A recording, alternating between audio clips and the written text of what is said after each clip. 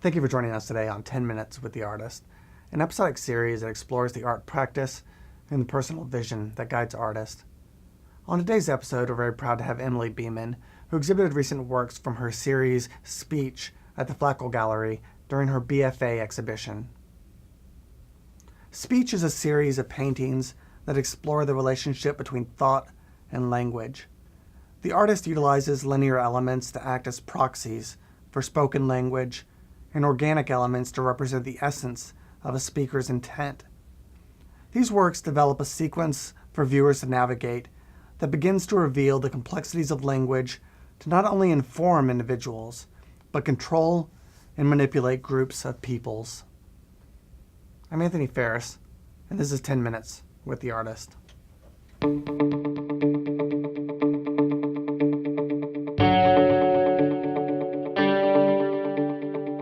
So Emily, thank you so very much for joining us today on 10 Minutes with the Artist. I was curious why you're exploring speech and language using non-objective paintings. I really wanted to explore how communication functioned, and I feel like language about language gets really hard to sift through and inaccessible pretty quickly. So I wanted to go a more visual route at a sort of traditionally thought-oriented and language-based subject. Okay. And how did you come up with the conclusion to use the sort of like shapes you were using and the style of like sort of like subtractive and additive? Because it's very engaging, but I just don't know like how you got to the sort of conclusion. Well, initially when I was brainstorming the subjects that I wanted to cover, that's when I really decided that I wanted to show like something organic and something inorganic interacting. And I found that the only way that I could get shapes that I was satisfied with were to like react wholly to what the media was doing on my entire surface and then sort of like choose the shapes that I wanted rather than like forcing shapes from like having a preconceived notion of what it would look like, just like letting it look like that and then choosing what I wanted to keep. Okay. How do you think that color sort of encourages people to interact and understand your work differently? Well, I think color is one of the strongest like instinctual categorizations we have. And there's all kinds of like brand marketing research on like what colors people associate with what. So separating the three sort of subtopics I wanted to cover by color just came as a very like natural design solution to a problem. Okay. Yeah, and your pieces do work as sets and as a whole. So how have people been traditionally experiencing, say, let's talk about maybe a set first and then maybe as a whole? Okay. The first set is showing how language comes to sort of harness thought or like intent and ideas. So when I was editing sort of like the shapes out of that one, like we were talking about, the base color was white because I wanted to show emptiness and like something was coming out of like the ether or whatever and like being harnessed by these linear elements. And like initially some like just seeing the paintings and not knowing they're about like speech and language, people don't immediately jump to that, but they always get the feeling that I wanted, which is more important to me than sort of immediately grasping the subject. I used titles as the title of the show and the artist statement as the main clue into that. Mm-hmm. So a lot of people in their second round through were like, okay, I got it.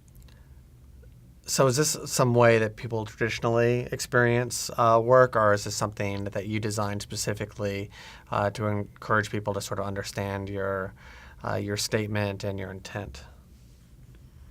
I think a lot of artists write statements in the hopes that they'll be read, like, first. But that's not usually the case. I intentionally put mine at the end because I wanted to sort of force the immediate reaction to the pieces themselves, and then kind of like language, like to dive deeper, you had to look into it a little more.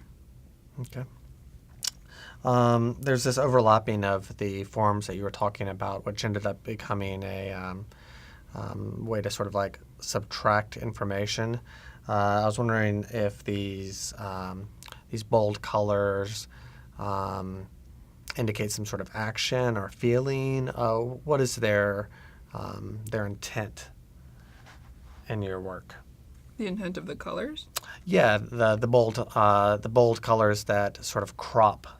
I can't quite tell whether or not they look like they're overlapping at some places, or maybe they're going back and forth. Here, let me ask that question again for you, okay? So you have these two colors that may be like black, okay? And then you have it overlapping this organic shape, so it's linear and organic. Which is on top and which is on the bottom, or are they both equal? Well, it varies throughout the series. In the first set of 3, it's sort of a progression, because initially the color is on top of the black. It's like trying to grab a hold of it almost. And then as that series ends, it's like going through the black and sort of coloring it from the inside. In the second series, which is like much more linear, it's much more focused on the structure of language and how that can sometimes constrict expression. In that case, the black is overlaying. They've sort of shifted at the transition point from the first series to the second series. And is this something that, since you're speaking about language and speech, and oftentimes there's different ways that people communicate in different cultures or geographic regions, is there some sort of like specific culture or peoples that you're sort of thinking about? Not really. It wasn't intended to be specific to one place. It was just sort of generally like, this is the purpose that language serves. I guess like as an English speaker, I'm kind of inherently biased to like approach it from an English perspective. So I'm sure there are things that wouldn't quite fit if like trying to superimpose this concept onto other languages. Like maybe there might be some disconnect, but I'm not knowledgeable enough of other languages to know where that would be. Okay. Well, at the end of our discussion, I like to ask a couple of questions about your creative practice. Okay. So I was curious what time of day you feel like you're most creative. 9 p.m. to 4 a.m. Okay. Do you listen to music or anything like that when you're making work? I do. I like long electronic music sets because they just sort of, you can set them going for a long time and they'll, like, if the DJ is good, there's like a flow already set up for you, so you don't have to be distracted by a shift in tone, and you don't have to spend a long time sort of like creating your own mood. You can just like fall into one that's already set up. Okay. Is there anything that you're reading right now? Yeah. I started rereading The Handmaid's Tale for the, felt like the right time to reread it. Got a few things on my list. Got a lot of books. I'm trying to work my way through them. Yeah. And how do you know when a piece is finished?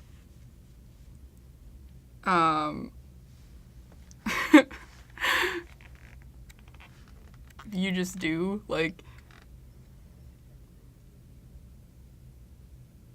if it's still bothering you after the fact, like, you know it's not finished. It's more of like knowing when it's not finished, and then when that feeling goes away, Okay. you're like, okay, there's not like something that you obtain, like a grand, this is finished. Like, Okay. or for me at least, Yeah. that doesn't happen. And then I guess my last question would be, what's next for you? Onward and forward and upward, always. In each direction. In each direction. Yeah. Yeah. Well, best of luck on your journey. Thank you. So I'd like to thank our guest, Emily, and I would also like to thank you all for your time and your interest in the professional practice and the creative explorations happening here at North Dakota State University. So thank you, and for everyone here at the Memorial Union Gallery, keep creative.